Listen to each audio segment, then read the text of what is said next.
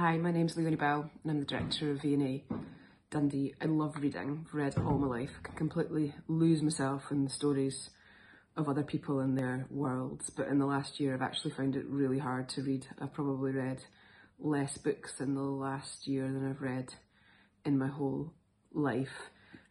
So I've chosen a book to recommend to other people, which is a graphic novel, a graphic memoir. It's called Persepolis by Marjane Satrapi, set in Iran from around 1978 to the mid-1990s.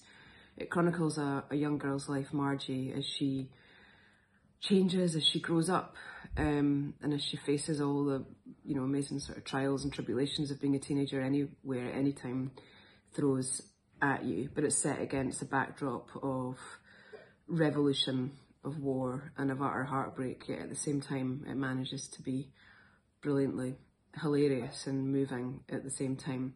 My friend Azam, who is from Iran, recommended it to me, and I think about it a lot. I read it probably about 3 years ago. I completely lost myself in the story of Marjane through her eyes and feelings. A relatable story, a universal story of growing up is told, but also I learned so much about Iranian history that I hadn't understood. I had never been taught. So against kind of the normal stories of what your trainers mean, who you want to hang out with, what clothes you want to wear, how your body's changing, I learned so much about the revolution of the 1970s, the Iraq War, but also the power of family, of belief, hope, of education and of travel, and how these things make a difference no matter how difficult life can be. And I think one of the reasons I thought maybe people would like to know about it just now, if they are finding it hard to read, is that the drawings are so simple. It's beautifully designed. You can see some of them there.